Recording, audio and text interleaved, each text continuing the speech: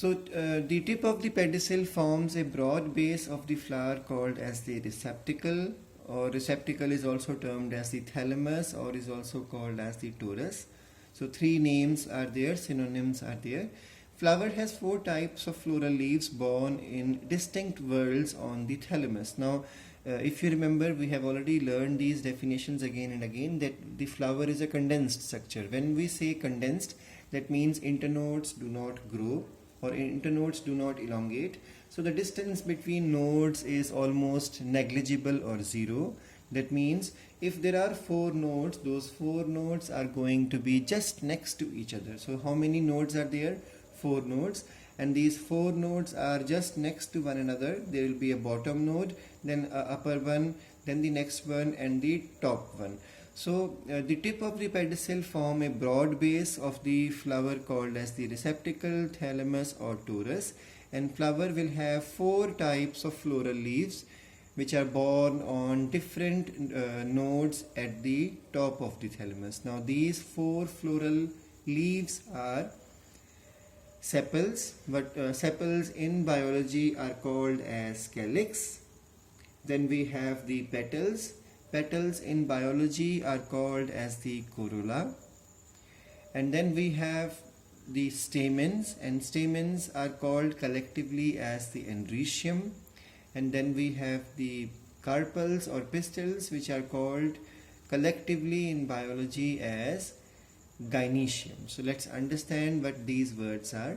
So first one is the calyx. Calyx is called in normal English because in junior classes you kept learning the terms like sepal, petal, stamen, carpel.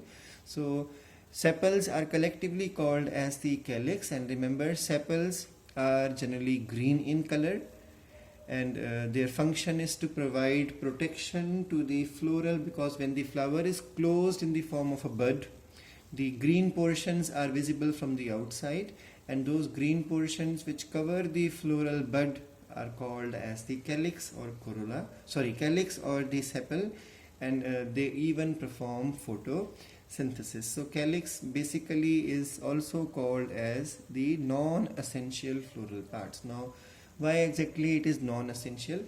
It is also called as accessory structures. So non-essential means something without which reproduction is possible. So if you remove the green portion called as sepal or the green portion called as the calyx, pollination is still possible, fertilization is still possible, seed formation, fruit formation is still possible. So such structures, such floral leaves which are without which also sexual reproduction successfully takes place are called as non-essential. I'm repeating again, the floral leaves in the absence of the in their absence, if the sexual reproduction successfully takes place, such floral leaves would be called as non-essential floral leaves. So calyx or sepal is one such non-essential floral leaves, because their function is not to perform fertilization or sexual reproduction. Their function is to perform photosynthesis and protection to the floral buds. Now in the same manner, the bottommost is this, or you can say outermost is the sepals. Then next to sepal, what do we have is the colorful portion called as the petals. So petals are usually colored. So their color would be generally not green but some other color to attract the insects and all.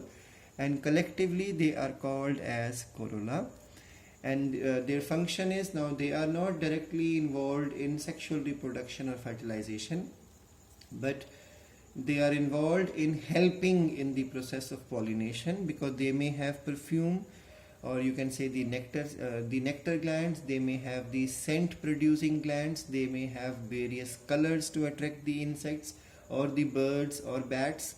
So that's why corolla indirectly helps in the reproduction but is not directly involved in it. So without petals also sexual reproduction is successfully possible. Therefore even these petals or corolla also considered as the non-essential floral parts. So two non-essential floral parts are there in a typical flower, and those are sepals and petals. and their function is to perform other functions or may indirectly help in reproduction but are not involved in the process of reproduction. Now the next one is the andrecium or the stamen. So now the male reproductive part is made up of filament and anther. We all know the diagram of the stamen. Stamen is made up of this long filament called as this long stalk called as the filament, and the typical top portion which appears to be two-lobe or bilobed structure called as the anther. So the together anther and filament is called as the stamen. So stamen is the male reproductive part which is made up of filament and anther, and they are collectively called as androecium. So andro stands for male and ecium means housing. The structure which houses the male portion is called as andrecium. We'll be learning in detail these things. Now we all know andrecium is directly involved in the sexual reproduction because pollen grains are released from anther, and without these pollen grains sexual reproduction is impossible. So that's why andrecium is considered as the essential floral part. I hope this point is clear to you. There is no other role of andrecium but only to involve in the double fertilization of your 10th class topic. So that's why it is called, they are called as essential floral parts. Similarly, we have gynoecium. Gynoeciums are also called in the normal English as the carpels. So these are the female reproductive part which is made up of stigma, style and ovary, and collectively they are called as the gynoecium. So gyno means female, ecium means housing. So the structure which houses the female portion would be called as gynoecium. So gynoecium, just like andrecium, is the another essential floral part.